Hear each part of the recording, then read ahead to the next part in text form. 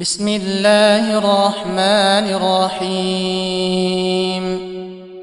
ثم كلي من كل الثمرات فاسلكي سبل ربك ذللا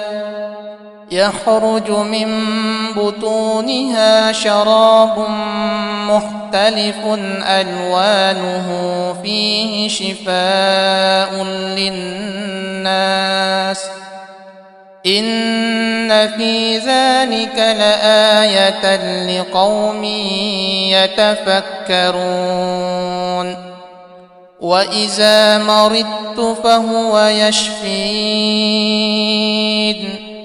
وإذا مرضت فهو يشفين وإذا مرضت فهو يشفين شهر رمضان الذي أنزل فيه القرآن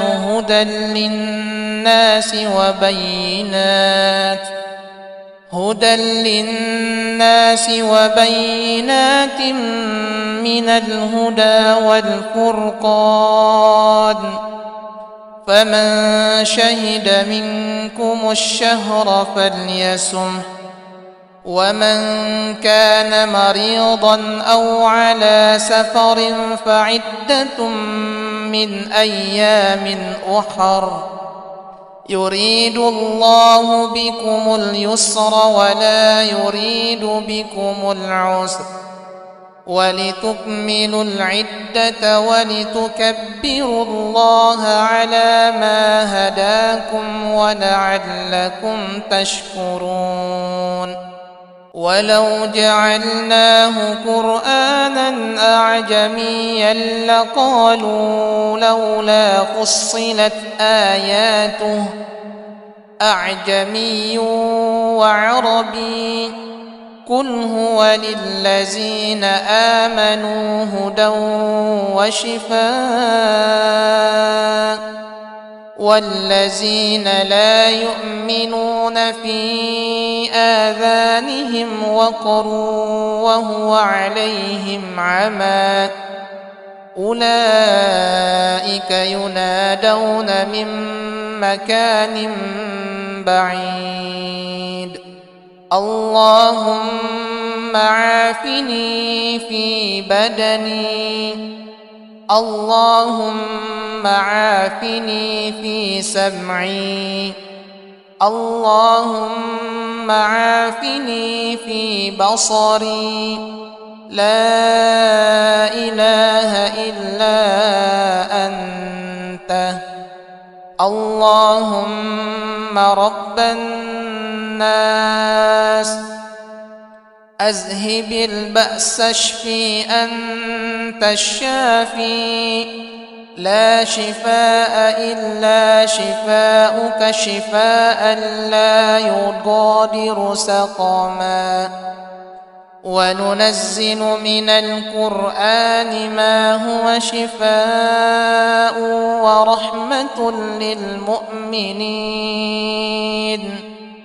ولا يزيد الظالمين إلا خسارا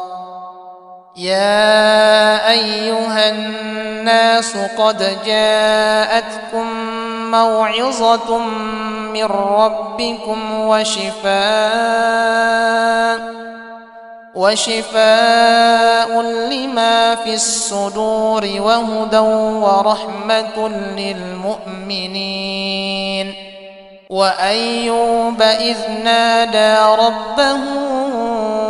أني مسني الضر وأنت أرحم الراحمين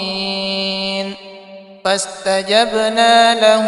فكشفنا ما به من ضر وآتيناه أهله ومثلهم معهم رحمة من عندنا وذكرى للعابدين ثم خلقنا النطفة علقة فخلقنا العلقة مضغة فخلقنا المضغة فخلقنا المضغة عظاما فكسونا العظام لحما ثم أنشأناه خلقا آخر